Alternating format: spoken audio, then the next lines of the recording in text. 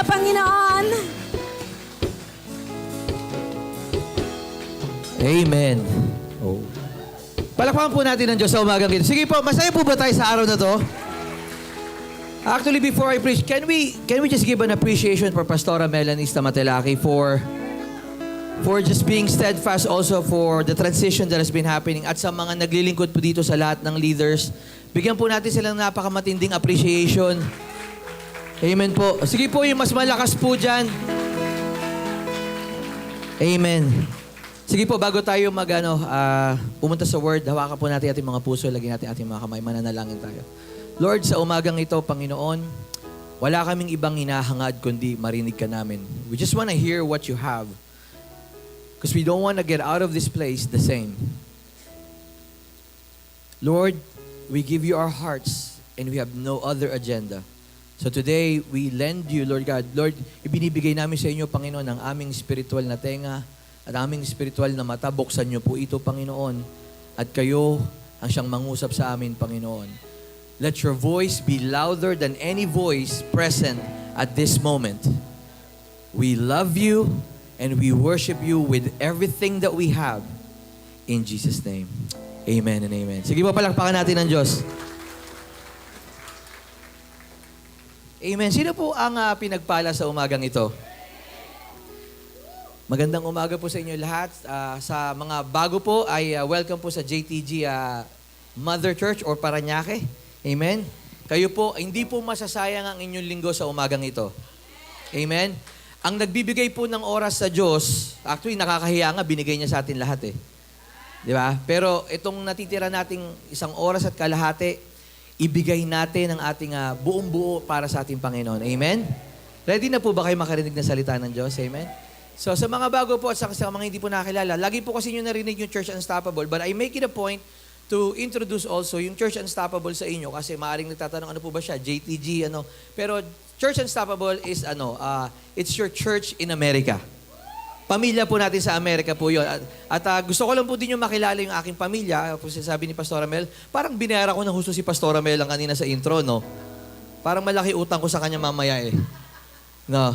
Pero ito po ang aking pamilya na mahal ko po talaga. More than anything outside of God, ito po, yan. Napaka-pogi po ng mga anak ko. Amen. Amen. Yung iba po, nakita niyo po sila lumaki na rin dito siguro. Tatakbo-takbo dito. Si Ethan po, my beautiful wife, Pastora Michaela Baltasar, of course. Sa totoo lang, tingin ko siya ang pinakamaganda sa magkakapatid. At pinaka-anointed mag-lead ng worship at mag-preach. Amen. Walang tatalo. Hindi po ibig sabihin hindi sila marunong kung ibang kapatid. Pero sa akin po, siya ang pinaka-ano. Amen? I love you, Tamel. Dapat lang, amen. Kung hindi, patay ako mamaya, amen. Hindi po, sa totoo po yun, mahal na mahal ko po aking asawa, beautiful wife, Pastora Milky. We've been married for 17 years.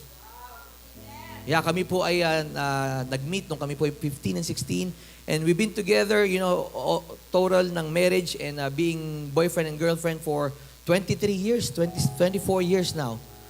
So actually po, kung alam niyo po ang story ako, lumaki po ako na walang pamilya at naghahanap ako ng pamilya. Ang aking pong actually naging nanay, bukod po kay Mami, ay si Pastora Milky. Siya po ang, kumbaga, tumulong sa akin para lumago sa pananampalataya nung kami po ay bata. Amen. Kaya mahal na mahal ko po ang aking asawa. Amen.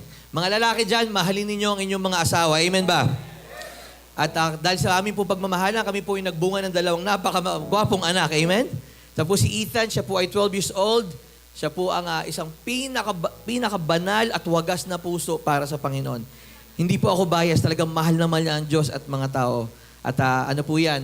Kamukha ko lang po yan, pero personality po yan ni Pastora Milky. Yan. Yung bunso naman po, si Clay, he's 7 years old. Yan naman po ay kamukha ni Pastora Milky, pero personality ko. Yan po yung hindi mapakali lagi. Hindi po niyo mapapaupo sa isang upuan lang. Amen? At yan po, kasama po naming naglilingkod sa Amerika. Sila po ay lumalaki sa isang church na minamahal sila at minamahal nila. At ang dalangin ko nga, marami sa inyo makapunta po sa Amerika para makita ninyo, amen. Yung mga hindi nag-amen dyan, bahala kayo dyan. Sige. And minsan totoo lang, we underestimate the moments where God can plant seeds. Maari ngayon, you're expecting, it's another preacher or ito, tapusin ko lang kung Sunday na to. Ako po naniniwala na you never know when you encounter Jesus. Because when you encounter God, it can totally change the landscape of your life. Kayang-kayang baguhin ng Diyos ang iyong nararanasan sa iisang moment. Isipin mo sa lahat ng pigati mo, sa lahat ng suffering mo. Matagal mo pinagdadaanan, pero isang moment sa Diyos. Isang moment na talagang binigay mo yung puso mo. Hindi yung parang regular lang. Hindi yung parang nanonood ka lang na Showtime o ng Itbulaga o ano man. Yung talagang, Lord, today, I want to experience you. And you say, God, na-experience naman na kita before, pero today, I just want to hear your voice.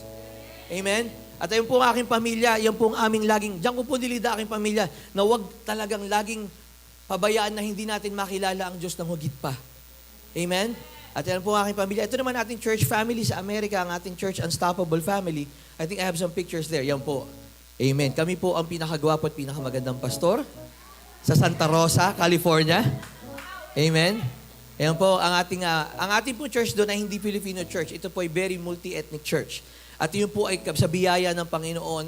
Nung nagsimula po kami ay Filipino church, pero ngayon po ay napakarami ng iba't ibang lahi. Kaya po ako'y hirap na hirap. Naubos na nga po yung buhok ko. Amen? Ito po yung ating pamilya dyan. Amen? Gusto ko po ipakita sa inyo yan dahil ito ay pamilya ninyo sa Amerika. Tapos na yung panahon ng iba yung pangalan, iba yung pastor, iba yung tayo po ay iisang pamilya at sa matotal actually, ang pinakamalaking hadlang para hindi ka lumago ng gusto ay dahil sa mga bagay na iniharang mo para makita yung talagang plano ng Diyos sa buhay mo. Amen? This is your church Unstoppable Family and I'm really, really blessed that we are part of the JTG network. Amen? Ready na po ba kayo? Sabihin mo sa katabi mo, ito na ang moment para sa Word of God. Amen. Isa pong bagay, ready na po kayo? Ready na ako eh. Isa pong bagay na inano sa akin ng Diyos nung pagkamatay ni Mami. I remember last year when Mami passed away, ako po yung unang nag-preach sa mga magkakapatid. That's yung Sunday na yon. Lagi po ako, namatay si Daddy ako rin, tapos nung kay Mami ako rin. Siguro pinagtitripan nila ako eh. Opo. Pero kasi, ako naman po hindi ko tinitake for granted yun. Pero sabi ko, Lord, ano ba yung mensahe na kung masasaktan na lang din ako? Kung masasaktan na lang din naman po ang buong Jesus the Gospel, we might as well get a message out of this. Magkaroon na ng mensahe. Alam niyo yung mensahe na galing sa iyong iyak? Na galing doon sa iyong paghihirap at sa kabila ng lahat, inalay mo sa Diyos. At ang Diyos nangusap sa iyo. Most of the time, yun yung mensahe na talaga namang hindi nagpapasaya lang sa puso ng tao, kung hindi nagdadala sa kanilang destinasyon. Ito yung nagtutulak papunta sa destinasyon. At ang sabi ko, Lord, ano ba ang mensahe na maiano mo dito? Naalala ko, nabuo ko itong mensahe na to, yung Sunday, pagkatapos ko mag-preach dito, at pupunta ako sa church ni Pastor Blen sa Manila. Katotohanan po, nabuo ko yung mensahe na yung sa Skyway. Bumabiyahe ako, meron ako mensaheng prepared na, pero at that moment, may binibigay sa akin na download si Lord. Naisip ko, nung time na yon na kung mensaheng ito bibigay ko, matutuwa sila, makikiliti sila, pero hindi ito yung kailangan nila para sa actual na oras na to. And that time, the Lord spoke to me about a lot of Christians are still bothered by the things of their past, their Egypt.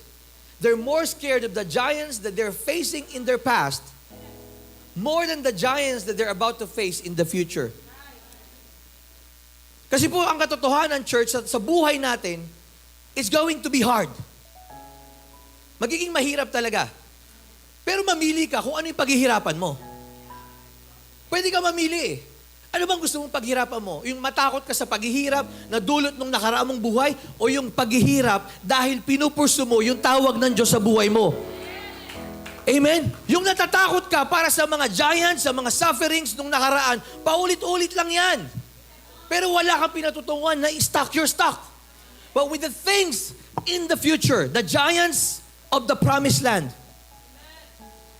matakot ka, magulat ka, maghirap ka, pero papunta ka sa iyong destinasyon.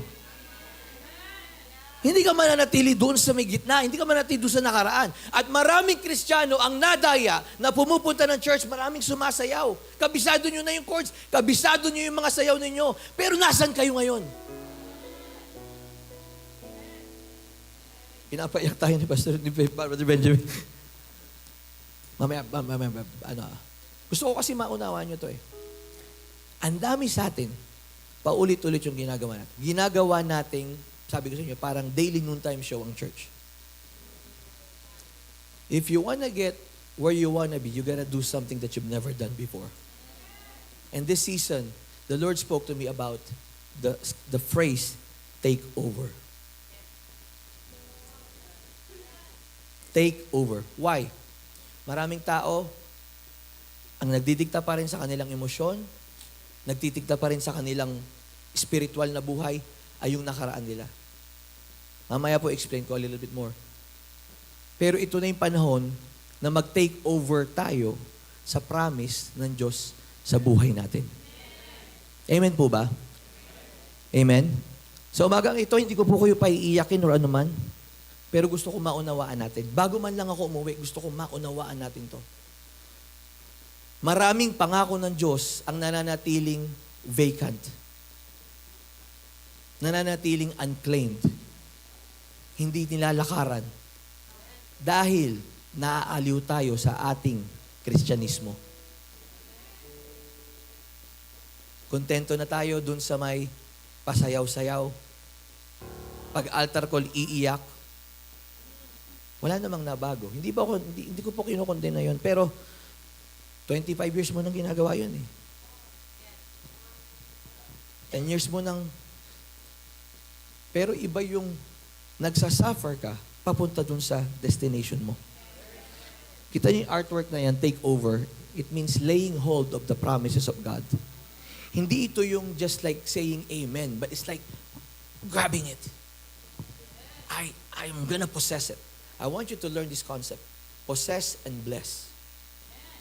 You need to possess what God has promised so you can bless His people. Amen? Alam niyo kung bakit madalas hindi natin pinopossess? Kasi yung pang-possess natin, possession para sa atin lang. Lord, pagyamanin mo ako kasi pagod na ako sa buhay ko. Hindi yung Lord, pagyamanin mo ako para mapagpala ko yung mga ibang tao sa buhay ko. Lord, para yung mga taong stuck na stuck sa buhay nila, ma-encourage sa patotoo ko. Iba po kasi yung konsepto na yon. For some people, it's possess and enjoy. It's totally different from possess and bless. The promise of God to Abraham is that I'm gonna bless you to be a blessing to the nations. That pertains to the promise of God to Abraham. And as spiritual Israelites, that's my prayer to every one of you today. Na tayo pagpalain ng Diyos para tayo maging pagpapala sa iba. Amen ba? If you have your Bibles with you, open it up in Joshua 1-5. Ito po ang pangako ng Diyos kay Joshua. Kaya ito po nabuo dahil nga namatay si Mami last year at para bang timing at it speaks to the JTG people. Ang sabi dito po, I promise you what I promised Moses. Wherever you set foot, you will be on land I have given you, from the Negev wilderness in the south to the Lebanon mountains in the north, from the Euphrates River in the east to the Mediterranean Sea in the west, including all the land of the Hittites. No one will be able to stand against you as long as you live.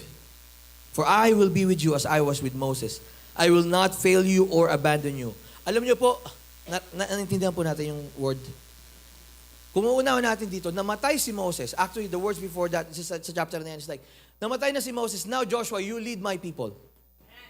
And last year, Mommy passed away, and I feel like this is what the Lord is saying to the Jesus the Gospel, church-wise and individually. Mommy is gone. Now it's time for you to lead. Primarily to our OSD, Pastor Blen Ramos, but it flows to each and every one of us. Pero sabi dito, lahat ng tatapakan mo, ibinigay ko na sa'yo. At walang magtatagumpay against you. Yung last verse sabi dito, for I will be with you as I was with Moses. I will not fail you nor abandon you. Sa konteksto po dyan, sinasabi niya, kung ano yung pinangako ko kay Moses, yan din ang pangako ko sa'yo. Okay, sabi natin amen. Pero I want you to get this. Maraming beses, dahil sinabi, yung same pangako, isipin natin, pareho ng itsura. Yung pangako mo kay Moses, ganoon din ang pangako mo sa akin. Pero minsan, dito tayo na-stuck kasi kung ano yung nakita natin kay Moses, yun lang ang iniisip natin na dapat meron tayo. Kaya hindi mo mapursu kung ano yung inaharap. The wilderness mindset was like, mas maganda pa sa Egypt, mas maganda pa nung panahon ni Mommy, mas maganda pa yung panahon ni Daddy. Mas maganda pa nung tayo sa craft. Mas maganda pa nung tayo sa Valley 2. Mas maganda pa nung tayo sa Olives Plaza. Lahat ng sinihan, naikot po natin dito eh. Pinasarangan ng JTG lahat ng sinihan eh, di ba? Pero hindi tayo pwedeng manatili saan? Doon sa kung ano yung nakita nating magandang pangako noon.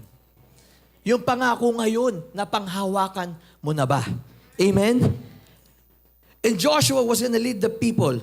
Church, too many promises unclaimed, lands to be conquered, callings to be fulfilled, and abundant blessings to be shared.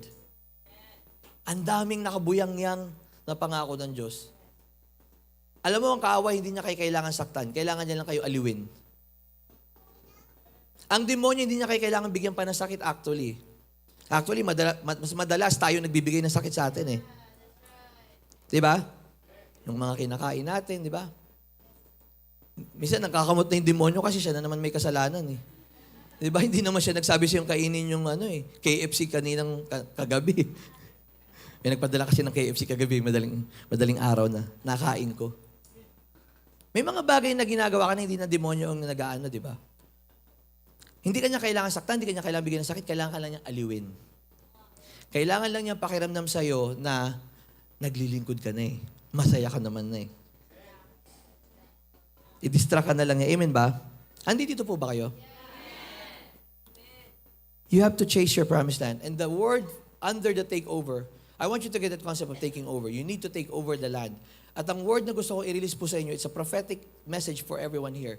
It's time to expand. It's time to expand. Tell your neighbor, expansion time. Sa pangapo sa kaliwat kanan, expansion time. Isaiah 54:2-3, it says, enlarge your house, build an addition, spread out your home, and spare no expense. For you will soon be bursting at the seams. Your descendants will occupy other nations and resettle the ruined cities. Nabasa niyo na po ba itong verse na ito? Napakaganda. Sa ating pag-take over, sa ating pag-claim at pag-possess ng pangako ng Diyos sa buhay natin, hindi lamang para tayo makinabang, kundi ang tao at mabuild natin ang kingdom.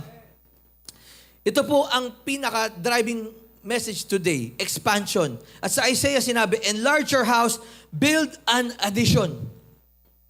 Alam niyo pong ibig sabihin nito, nung time na to, yung mga Israelita, kumpara sa ibang bansa, sila po ay kinukonsider na parang barren land. Dahil sila po ay kumbaga parang hindi nagbubunga. Kaya ang sabi ng Diyos dito, barren ibig sabihin hindi makapanganak. Kulang sila sa mga bata.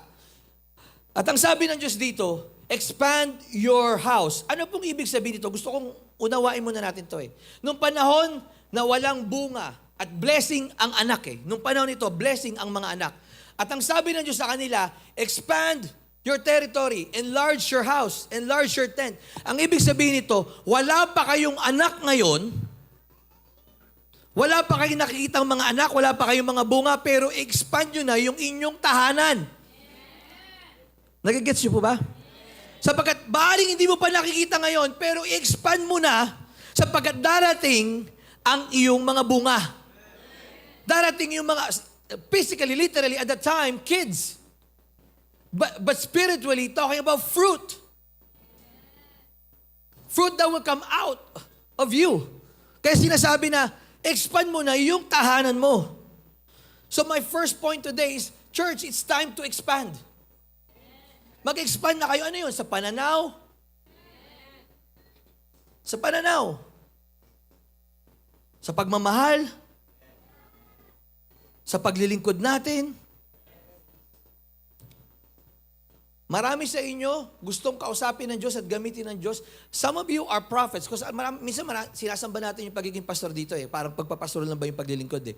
Marami sa inyo tinawag maging propeta ng Diyos na hindi kayo makapagsalita dahil na-inlove kayo sa isang ano lang. Marami sa inyo pwedeng gamitin ng Diyos na mag-release ng word for somebody. And takot na takot tayo sapagkat hindi naman po kasi ako pastor eh. Hindi naman po ako bishop eh. Church, expand. Pananaw. Nobody has limited yourself more than you yourself. Amen? Bagamat nirerespeto natin ang pagpapastor ang mga bishop, yes, God-ordained servants. But meron mga ilang bagay na pwedeng ginagamit ka ng Diyos. Maaring businessman ka. That was one thing that we decided as youth before. We're gonna finish school while we're serving the Lord. Because everyone else wanted to be a pastor. Well, we could finish our school and be a pastor at the same time. Hello? Why? Because our vision is highly dependent on the level of your exposure. Yung vision na maaari nating ma-envision ay mas madalas na nakadepende lang kung saan tayo na-exposed. Kung inisip mo lang, ito lang, masaya ito na lang talaga yun. Pero kung ang puso mo, Lord, meron pa ba? Ano pa ba? Gusto kong marating, I want to be like David. Where I kill the giant and open up a whole new world for a group of people. I just don't want to cry, sing in the church. I just don't want to wave the flag in the church. Not that I diminish what we do here, but if it's not going out, if it's not being translated outside, these are all just for show. You want to change the world? Change your perspective. Change your mindset. Madalas, natakot tayo kasi bakit? Isip natin, mahirap lang naman ako, pastor. Hindi ako nakatapos ng pag-aaral. Galing lang naman ako sa squatter lang naman po kami, pastor. Walang basihan yun. May kanya-kanya tayong story. Marami naman nang galing din dyan, pero nagtagumpay. Amen? A lot of things in the kingdom is not about ability, but it's about willingness. Maraming bagay sa kingdom ng Panginoon ay hindi siya about kakayanan, kundi kagustuhan. Gusto ko ba? Gusto ko bang sundin ng Diyos? Sapagkat kapag ikaw ay ginusto mo at iyon ay kalooban ng Diyos, bibigyan ka niya ng abilidad. Amen ba? Diba, hindi problema ang abilidad, bibigay ng Diyos, pero ang problema ay yung free will mo kung gugustuhin mo ba. Amen? Some of you are called to be missionaries, some are called to be teachers. Isipin mo, wala naman ako natapos. Wala naman, pero may mapatatapos ka dito sa Sunday school. Diba? Huwag mong isipin kung sino ka, isipin mo kung sino yung makikinabang sa'yo. Isipin mo sino yung makikinabang kapag ikaw ay sumunod. Amen ba? So church, expand. Tell your neighbor, expansion. Mag-expand. Di lang sa pag-iisip, sa pananaw, sa spiritual na buhay natin. Tama ba? We need to. Kahit wala pa, gaya na sabi sa Israelita, wala pa yung mga anak nyo. Expand your homes. Si Daddy po, wala pa yung building natin, binili na yung door.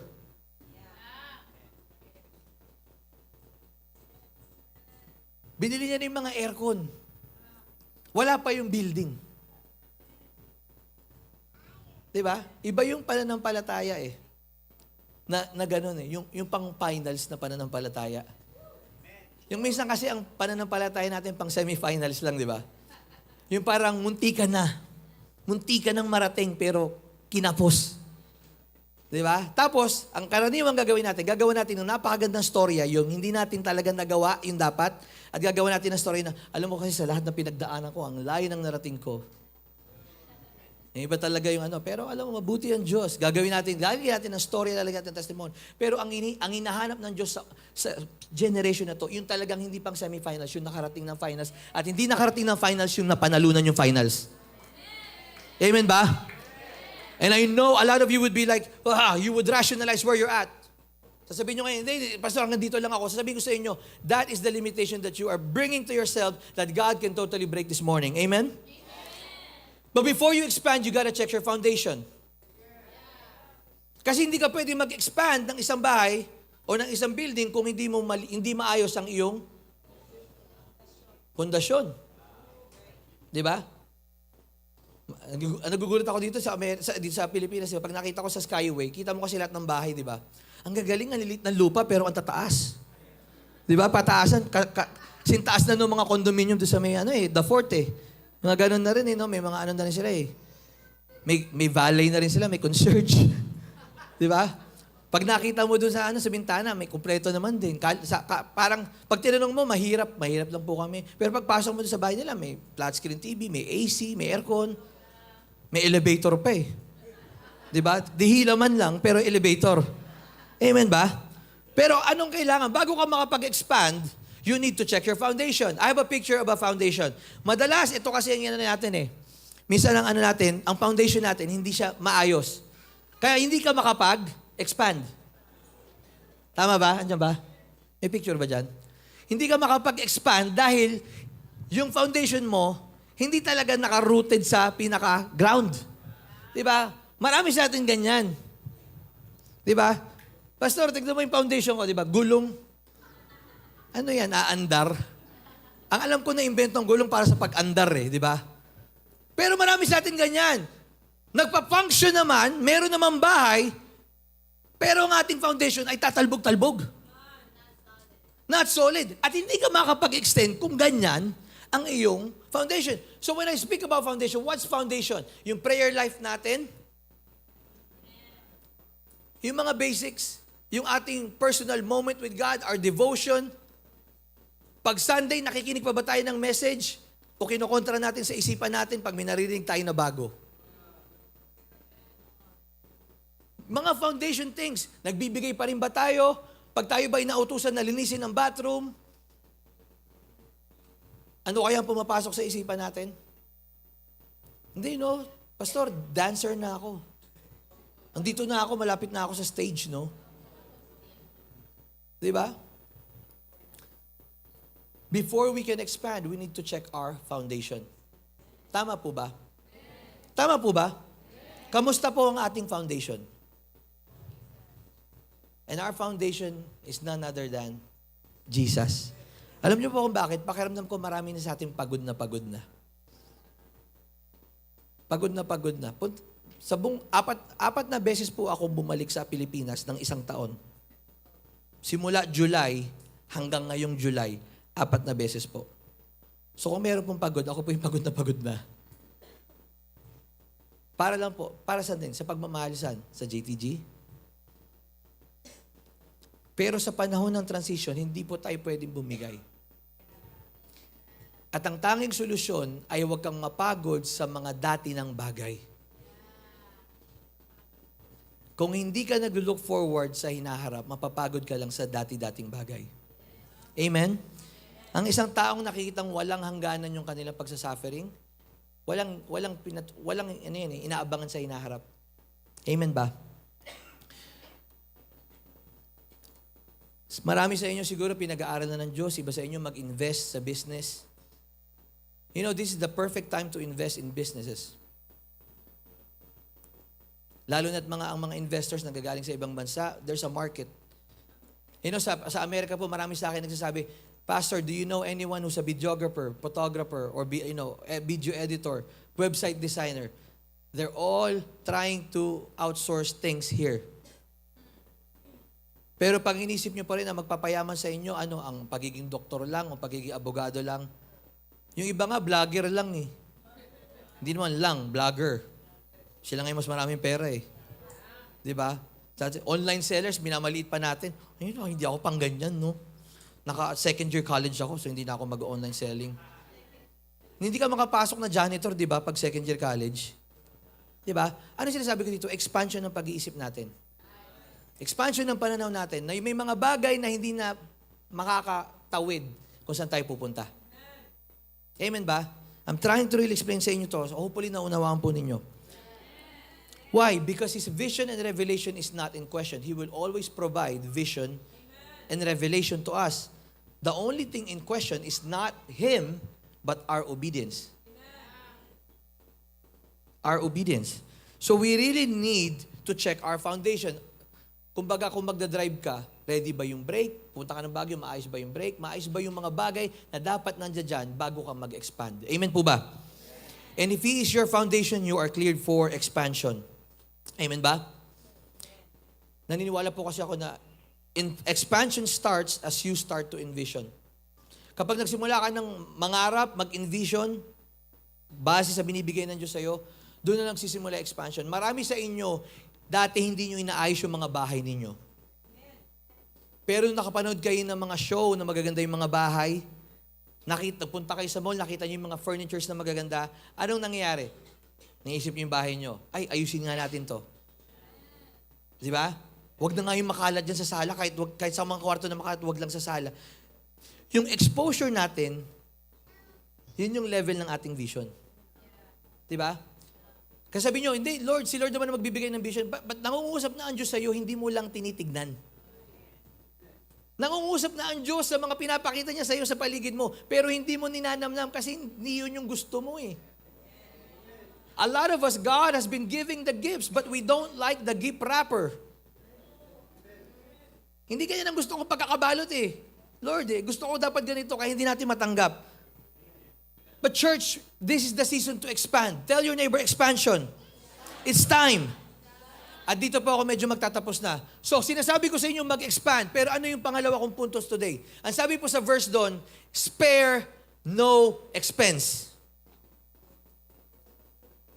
Ibig sabihin, lahat ay ibigay mo. In short, todo mo na. Itodo mo na. Kung mag-expand ka lang din, huwag ka na yung parang ano lang. Siguro dito lang muna, tapos titipidin ko muna para pang tuition siguro, o ganyan, o ano man, pambili ko, kasi pangarap ko yung kotse, expander, bibili muna ako. Ang sabi ng Diyos, expand and spare no expense. Itodo mo na, ibigay mo na, pati pamatot pamanggulo. Walang taong nagtagumpay na nagbigay lang ng 50%. Walang taong narating yung pinakatuktok na half-hearted yung kanyang effort. Sometimes we live our lives like that, thinking that we can reach the top, but only half-heartedly want to go up there. Diba sa mga lalaki na nagsuyo sa mga babae, hindi mo na panalunan yung babae yan dahil lang sa karisma mo. Pinurso mo yan. Inabangan mo sa school pag uwi. Yung baon mo bukas, ginastos mo, pinandate mo kahit pamasahin na lang matira sa'yo. Ibigay mo na, todong-todo. Amen ba? Spare no expense. I have a hashtag for it, whatever it takes. If I want to possess the promise that God has given me, hashtag whatever it takes. Ano ibig sabihin nun? Kung ano ang kakailanganin para makuha ko, maposes ko, mapanghawakan ko, yung tawag, yung calling, yung destiny ng Diyos sa buhay ko. Whatever it takes. Whatever it takes. Dapat kaya nating ibigay kung ano man kapalit ng iyong destiny. I always say this, you need to be willing to exchange your history for your destiny. You need to be willing to exchange your history for your destiny. If you want God to do new things, you need to be willing to say, God, napakaganda ng ginawa mo noon, pero mas maganda yung gagawin mo ngayon. Amen ba? Spare no expense, meaning you gotta give whatever it takes. Colossians 3:23-24. Work willingly at whatever you do as though you were working for the Lord rather than for people. Remember that the Lord will give you an inheritance as your reward. You have to position yourself aggressively towards the promises of God. I-position natin yung sarili natin sa pinaka-agresibo nating kakayanan. You need to be willing to give whatever it takes.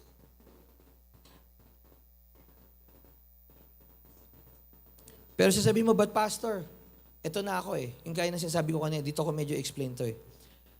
Isang bagay na gusto kong i-explain at ituro lalo na sa Pilipinas is yung growth mindset. Growth mindset. Ibig sabihin ganito. Tinuturuan ko yung anak ko mag-basketball. Galing, di ba? Maraming video yun eh. Ano ko yung reels eh. Ngayon, siyempre, pinapakita ko yung highlights, yung mga shoot lang, di ba, sa video. Pero ang hindi nyo nakikita, yung talagang, oh, Ethan, come on, do this left, right, right. Ganon.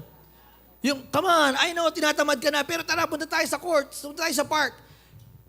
Hindi natin nakikita yung proseso, nakikita lang natin yung highlights, right? At minsan, doon tayo na in love eh.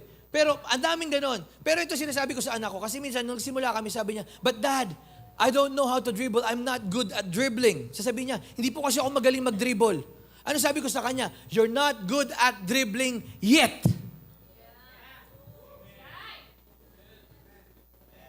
You're not good at dribbling. Hindi ka pa ganun kagaling, pero gagaling ka. Ano nangyari? Natuto siya mag-dribble. Ang galing na mag-dribble. Kaliwete pa naman yung anak ko. Ang galing niya talaga na ngayon sa edad niya. Mas magaling siya sa akin nung bata ako. Kaya naman, wow, sabi ko, Lord, thank you. Pagkatapos nun, ano may susunod? Shooting. Lagi yung sinasabi, I'm good at dribbling, Dad, and passing, but you know, shooting, Sabi ko, you're not good at shooting yet. Marami sa atin, Pastor, ito na lang kasi talaga ako, hindi ako magaling sa ganyan eh. Hindi ako marunong dyan eh. Hindi ko kakayanin yan eh. Hindi ako magaling magyan. Pero kung idadagdag natin yung yet, it's a totally different mindset. Ngayon, hindi pa ako ganun kagaling. Pero, pag tisikapan ko to, hayaan kong kumilos ang Diyos sa buhay ko, magsasacrifice ako para maging magaling ako dito. Amen ba? Sige po, palakpakan natin ng Diyos. Sino dito nakaka-relate dito? Yung growth mindset. Why? Because growth mindset is a winning mindset. It's a winning mindset. Kapag ang mindset mo ay growth mindset, hindi pa ako magaling, pero magiging magaling ako. Yun ang winning mindset. Kasi hindi ka talo doon, lagi kang may bagong matututunan. Worst case scenario, may natutunan kang bago. Di ba? Sino ang talo? Yung dahil sa, Pastor, kasi ang personality ko, ganito ako eh. Ganito na po ako eh. Kasi ganito po talaga ako eh. Mataray po talaga ako eh. Talaga pong mataray lang po talaga ako. Pero mabait naman po ako. Nilibitahan mo na yung sarili mo. Pero Pastor, kasi talagang lang ako. Yung pang lang siguro ako, pakanta-kanta lang. Pero yung pagpipreach, hindi ko Growth mindset is a winning mindset. At marami sa atin magsabi, but Pastor, this is who I am. No, that's your personality. That's not who you are. Your personality is not your identity. Why? You can outgrow your personality. You can learn and add to your personality. The greatest killer, I think, at this moment of destinies is not even the devil himself trying to kill you. It's your character stagnancy. Yung stagnant na character, hindi na lumago. Sabi na, mataray ako. Mataray na. Pwede ba yun? Naglilingkod ka kay Lord, lagi kami kaaway. Sa lahat na lang ng dinisciple mo, nakaaway mo. Sa lahat na lang ng pinuntahan mong church, hindi mabuti yung pastor, hindi magaling yung pastor, di ikaw na. Sige, palit tayo, di ba? Sa lahat na lang ng business na pinasok mo, ang may kasalanan is yung market or yung kasosyo mo. Di ba? Character stagnancy. Ito lang po kasi ako eh. Ito lang po talaga eh. Di pa pwede yun. Because personality is tendency. It's not destiny. Ang personality nyo, hindi yan destiny. Tendency nyo lang yan. Pag sinabi nyo kasi na, Pastor, ito lang ako, para nyo namang diniminish na ang kapangyarihan ng banal na spirito sa buhay nyo. Ako rin po, mabilis pang minsan ng ang fuse ko sa mga taong hindi umuunawa. Sa mga taong nakakasakit sa iba at hindi umuunawa, mabilis magpantig. Pag may naapin, nagpapantig ang ko. Pero hindi ibig sabihin, tuwing mararamdaman ko yun, ilalabas ko. Alam niyo kung bakit sinamba natin yung pagiging tama eh. tama naman ako eh. Pati sa kandidato natin, tama. Mas maganda si Marcos, mas maganda si Lenny. Nasira yung mga relasyon ninyo dahil sa pagiging tama ninyo. Yung pagiging tama ninyo, nagkaroon kayo ng tama. O sige na, matama ka na. Pero may tama ka. Nakakalungkot makita na yung mga pamilya naghihiwalay dahil sa politika. Hello, sa color lang ng damit, nagkakaaway-away kayo. Pati sa church, nahati. Parang Red Sea. Dito pink, dito, ano ba yun? Blue or red, green, ano ba yun? Diba? Eh, di nga kilala yung pangalan ninyo, hindi nga kayo naalala ng mga yun eh. Tapos, bigay na bigay, todo nyo na. Spare no expense. Whatever it takes. Tapos pagdating na sila na, wala. Pero merong Diyos na nagmamahal. At sabi hindi kayo iwan. Yung mga politiko nakalimutan ng pangalan nyo, pero ang Diyos nakita ang kasalanan nyo, pero tinawag kayo sa inyong pangalan. Amen ba? So hindi mo pa pwede sabihin, ganito lang ako eh. Parang nilimitahan mo ang Diyos. Amen ba? Personality is just your tendency, it's not destiny. His promises is your destiny, not your personality. Isaiah 54:2-3 sabi, enlarge your house, build an addition, spread out your home, and spare no expense. I want you to guess this. I'm gonna finish. Kuya Jamin, you can come up here. Verse 3, it says, for you will soon be bursting at the seams. Ano ibig sabihin nun? Nag-uumapaw. Sapagkat darating ang panahon, talagang magpupuno na. Hindi mo na mapipigilan. Ano ba yung tinutukoy dito? Yung mga anak, di ba? Yung bunga, yung blessing. Sabi nga, so expand. Why? Because there will be a time, it will be bursting at the seams. Church, maranasin natin yung totoong nirelease ni Mami na kasaganaan. Hindi lang sa pera, sa ugali. Bago po ako matapos, gusto kong banggitin itong dalawang bagay na to. Kasi alam kong importante ito eh. Marami sa atin na stuck sa culture. Kasi ang mga Pilipino po kasi ganito eh. I want you to listen carefully. And here's where I'm gonna finish. Marami sa atin sabihin natin, oh, world missions, convention, pero yung ugali mo pang Pinoy lang. Yung pasensya mo pang Pinoy lang. Pero world mission, Pastor Glenn, yes, world mission tayo. Ikaw pa yung pinakamalaki talagang magbigay na talaga, let's go. Pero yung ugali natin, yung personality natin, yung grace natin, pang barangay nyo lang.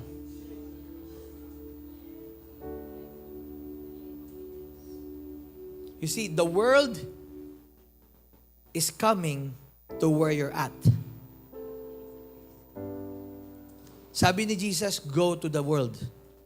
What you don't know is that the devil is sending the culture of the world back to where you're at. And you think you're the one ministering to them. Before you know it, there will be a generation that doesn't know the verse John 3:16. And you will say, dapat alam nyo na yan. Dapat alam nyo na yan. Dapat ang mga magulang ganyan-ganyan. Hindi na tayo nagkaroon ng grasya, ng biyaya ng Diyos, ng pag-unawa sa mga taong hindi nakakaalam ng alam ninyo. Kasi bakit? Hindi kasi Filipino culture yan eh.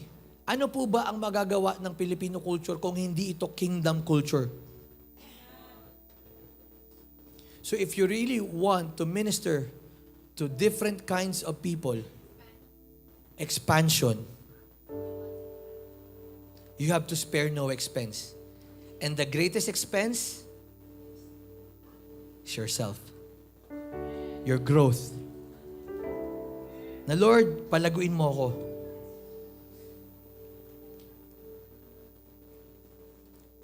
Marami nagsasabi dito, pag bata ka, hindi ka pwede. Hindi ka pwede magsalita. Pag matanda ka naman, wala ka ng purpose. Alam niyo po ba, gusto ko magsalita sa mga 50-year-old dito. Hindi pa tapos ang Diyos sa buhay ninyo.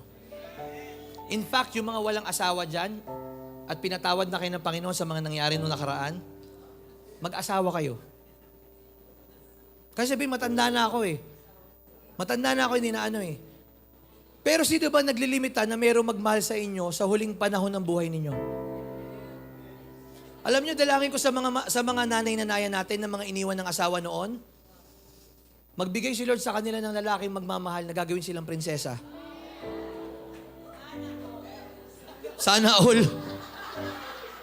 At alam niyo po, hindi ito pagiging liberalismo, kung merong inilaan ng Diyos sa inyo, a God of restoration, sino maghahadlang? Sa mga lalaki naman, halimbawa, naiwan ang kanilang pamilya noon, meron pa rin tawag ang Diyos sa buhay ninyo. Nagagamitin kayo para mag-lead ng isang pamilya.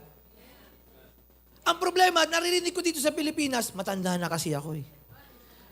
40 ka pa lang, matanda ka na. Diba? Dito, di ba, pag 40 na pa 50, duster na lang sinusot, ayaw na magdamit ng maayos. Eh, ang ganda-ganda mo eh. Di ba, may asim ka pa. Dahil kakaluto mo ng adobo at paksiw. Ang katotohanan nito, wag nating limitahan if there's a message today. Before you can expand, you need to have a growth mindset.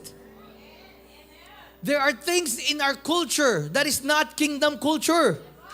And we have limited ourselves and you ask God, why? God, ba't hindi ko narating yung calling ko? At sabi ng Diyos, ang kulit mo kasi.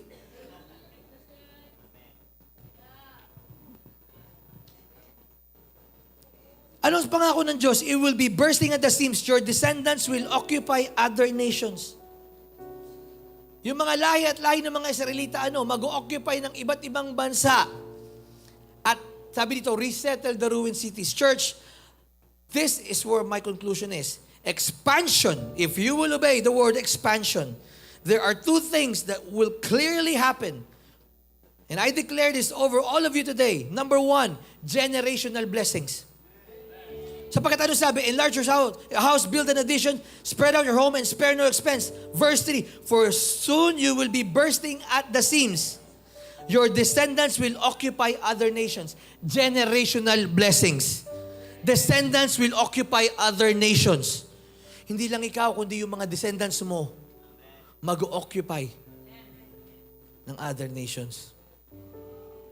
Your obedience can lead to generational blessings. Hindi lang yung pang sayo, pang pamilya mo. Ano pa? Pangalawa sabi, and resettle the ruined cities. Number one is generational blessings. Pangalawa, restoration of the dead things in your life.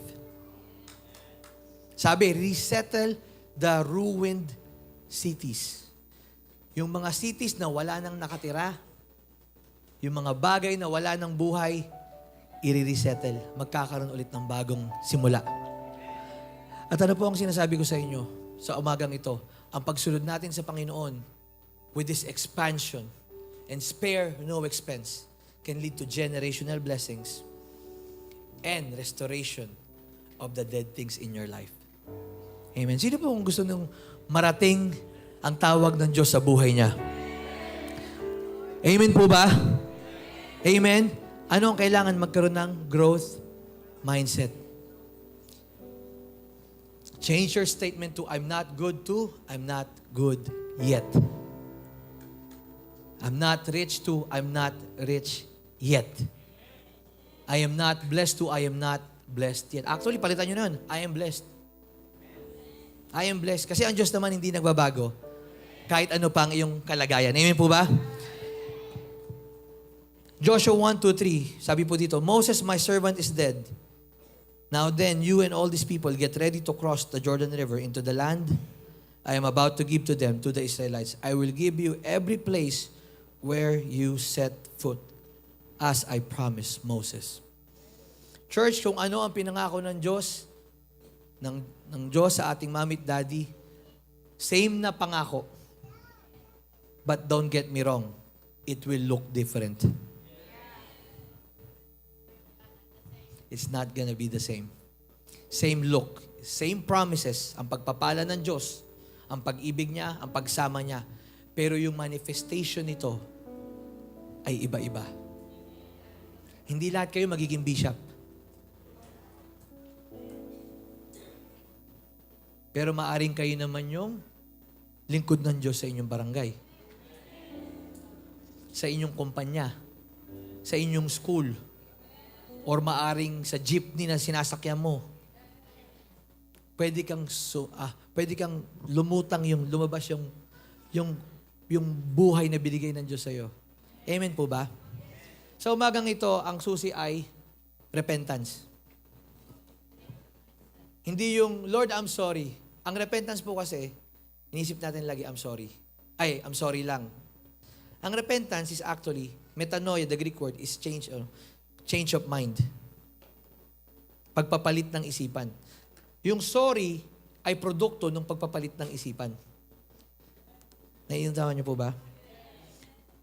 Ang Greek word po ng metanoia is a change of mindset, meaning nagbago. Dati, makasalanan ka, yun ang pag-iisip mo, gusto mo yun. Pero ngayon, nagbago na isipan mo, nasaktan mo, narilis mo nasaktan mo ang puso ng Diyos, sabi mo, Lord, I'm sorry. It's a byproduct of your changing of mind. So this morning, I want to encourage you, no matter how old you are or how young you are, it's time for expansion. Amen? Amen po ba? Magsitay tayo sa umagang ito. Amen. Sino dito ang kinausap ng Diyos sa umagang ito? Alam niyo po, sa umagang ito, hindi tayo naghahanap ng kung ano pa bang kilos ng Diyos na lagi na nating naranasan. Ang hinahanap natin ay yung internal transformation. Internal changing ng Panginoon sa buhay natin na maaari nyo magamit sa hinaharap. Alam nyo po ba, lagi ko narinig, di ba, puso ang puhunan? Tama po ba? JTG, puso ang puhunan. At yun po, tama, dadagdagan ko po, pagbabago naman ng ating pamasahe. Para makarating ka sa pupuntahan mo, kailangan mo magbago. Kasi ang puhunan, puso lagi lang, gusto ko yan eh, sige, go. Pero yung pamasahe natin, para makarating kung saan mo gusto, pagbabago. Kailangan natin magkaroon ng pagbabago sa loob at sa ating isipan, makita natin. Sa umagang ito, sino po dito nagsabi, Lord, gusto ko po yun, yung generational blessings para sa aking pamilya at saka yung restoration of the dead things in my life. Lord, I pray that you will move in my life, Lord God, in my family. Sa umaga pong ito, taas natin mga kamay at kausapin natin siya, Lord, kausapin mo ako. Patawarin mo ako, Panginoon, at baguhin mo ang aking puso't isipan.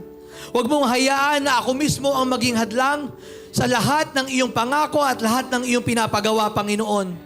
Ayokong manatili, Panginoon, kung nasa saan ako. Hindi lang dahil para sa aking buhay, kundi maraming taong nakasalalay sa aking pagsunod. Lord, because my destiny is my responsibility. Hindi na po ako, Panginoon, makikinig sa iba pang boses. Sa mga nagsabi na hindi ko kaya itong gawin at hindi mo mararating yan, mahirap ka lang. Hindi ka naman matalino. Pero Lord, sa umagang ito, Lord, ikaw ang pinapakinggan ko. Sapagkat gusto unang-unang masunod kita at mapagpala ang mga tao, Panginoon, sa aking buhay. Lord, patawarin niyo po kami, Panginoon. Patawarin niyo po kami. Sige pa, kusapin natin ng Diyos sa umagang ito. At kung gusto niyo po lumapit sa altar para lumuhod sa Panginoon at magbigay